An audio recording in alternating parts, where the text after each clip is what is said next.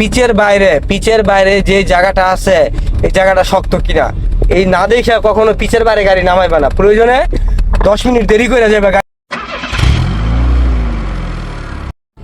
আসসালামু আলাইকুম, আমাদের সাথে আমাদের তানবীর আছে। আলহামদুলিল্লাহ তানবীর খুবই চমৎকার আর স্মুথ ড্রাইভ করছে। আগে থেকে আলহামদুলিল্লাহ অনেক অনেক ভালো হয়েছে। আপনারা তানবীরের স্মুথ ড্রাইভ দেখছেন। আমরা যদি পিছন থেকে আপনাদেরকে দেখাই, সে একে একে এখন সামনে বসে চালাচ্ছে গাড়ি। গুড, এবার ঠিক আছে। এই যে এবার গাছে লাগে না, এবার ঠিক আছে। সবসময় নিজের গাড়িটারে নিজের আয়ত্তের ভিতরে রাখবা।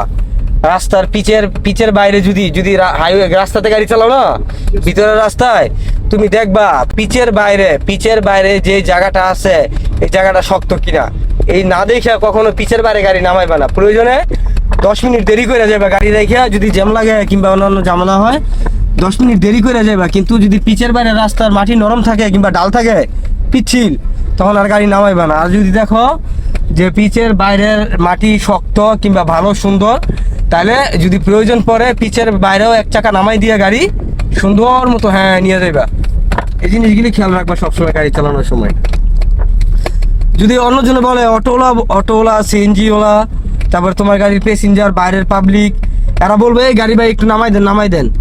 তুমি যদি রাস্তা ভালো না দেখো, যদি মাটি ভালো না হয়, তুমি নামাইবা না। এরা যত কিছুই বলো, এ কথাটা মাথার মধ্যে রাখবা সবসময়।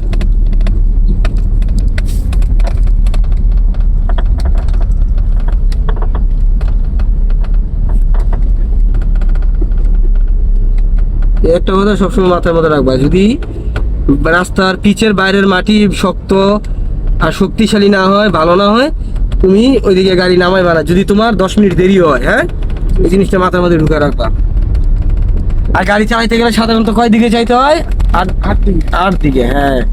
সবসময় 8 দিকে লক্ষ্য রেখে গাড়ি চালাইবা। ইনশাল্লাহ আল্লাহর অশেষ রহমতে সব সময় নিরাপদ থাকবা আল্লাহ তাআলার রহমতে। শুনলেন, তানবীর বললো যে গাড়ি চালানোর সময় সর্বদা 8টির দিকে লক্ষ্য রাখতে হয়।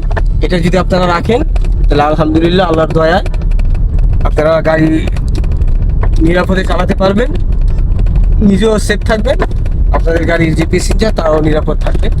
সবাই ভালো থাকবেন। আসসালামু আলাইকুম।